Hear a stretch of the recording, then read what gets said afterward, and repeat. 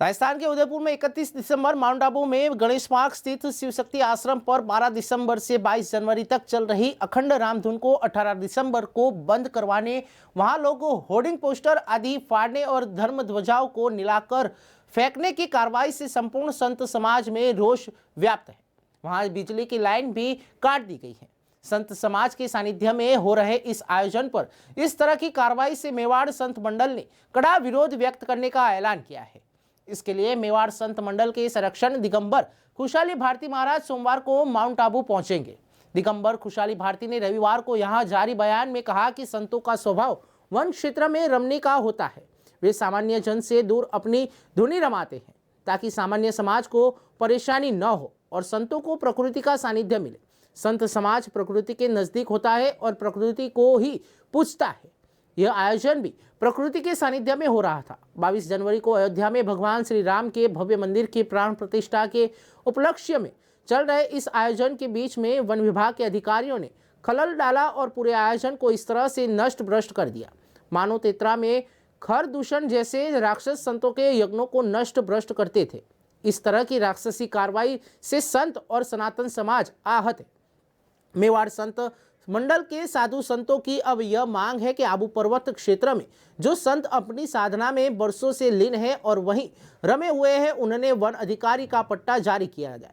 आबू पर्वत में शेरगांव, उतरज, गुरु शिखर, जवाई, ओरिया, अचलगढ़, दिलवाड़ा, सालगांव, तुरणा, ढूंढाई, सानीगांव, माचगांव, गोमुख, हेटमसी, आना के जंगलों में एक आबादी के आसपास साधु संत विराजमान है और मंदिर भी है जो कि वन विभाग के क्षेत्राधिकारी में आते हैं।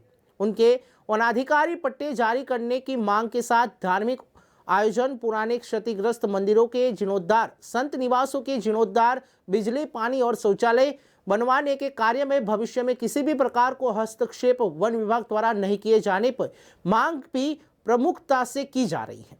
दिगंबर खुशहाल भारती महाराज ने कहा कि आवश्यकता होने पर मेवाड़ संत मंडल, राष्ट्रीय महाकाल सेना सहित विभिन्न सनातनी संगठनों की ओर से इसे आंदोलन का रूप दिया जाएगा। इसके लिए सोमवार को आबू में सर्व समाज और संत समाज की बैठक आहूत की गई है, जिसमें शामिल होने और सोमवार को सुबह आबू प्रस्थान करेंगे। ऐसी राक्षसी कार्रवाई करने वाले अधिकारियों और कर्मचारियों के निलंबन की भी मांग संत समाज कर रहा है। दिव्य भारत न्यूज़ में आपका स्वागत है।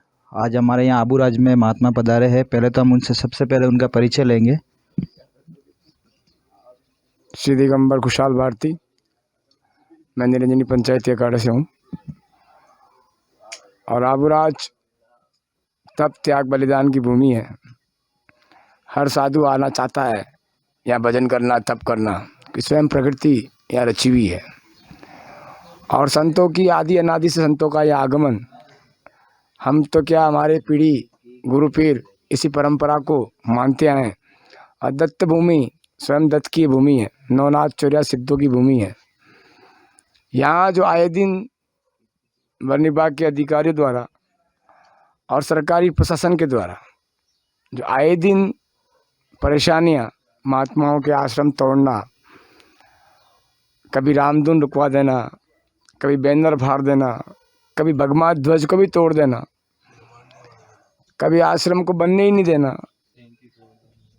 आए दिन किसी न किसी प्रकार से महात्माओं के शौचालय बनने के लिए जब जनताओं की व्यवस्था आप देते हैं, होटल बनने के लिए व्यवस्था देते हैं और वन की हालत को देखी जाए तो वन की तो वो हालत कर रखी जैसे कोई नशे का अड्डा बना रखा हो। और जो संत समाज यहाँ तपस्या करता है, त्याग करता है, भजन करता है, उनको तुम तुरंत नशेड़ी कह देते हो। तुम्हारी इच्छा जिस प्रकार के अभाव भाषा, अतप्रत भाषाओं का तो यूज करते हो, ये अनुचित है और ये होगा तो हम लोग सहन नहीं करेंगे। आज तक नागा बाबा कभी प्रकृति छोड़कर मैदान में आना पसंद नहीं करता है कि उसको प्रकृति अच्छी लगती है और वहाँ भजन त्याग करना, तप करना उसका कर्म है। दूना रमाता है, तपस्या करता है, उसका कर्म है। मगर आप लोग अधिकारी लोग इन प्रकारों से हमें परेशान करेंगे तो शायद हमें हमारे हथियार उठाने पड़े या फिर हमें कुछ ऐसा डिसीजन लेना पड़े जिसकी विचारधारा आपके शासन ने भी नहीं सोची हो, ना आपके समाज ने सोची हो कि यार ये हमारे साथ ये क्या हुआ।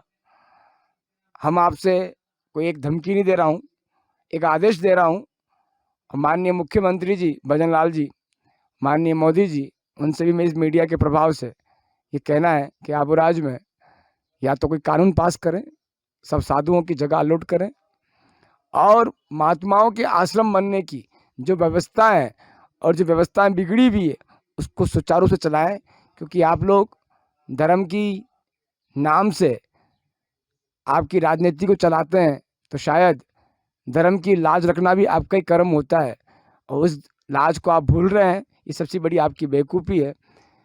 ये तुरंत इस पर कार्रवाई की जाए, और कार्रवाई नहीं हुई तो कोई आबूराज से नहीं, पूरे हिंदुस्तान से राष्ट्रीय महाकाल सेना इसका बहुत बड़ा मुद्दा उठाएगी और इस पर कानून पास कराएगी।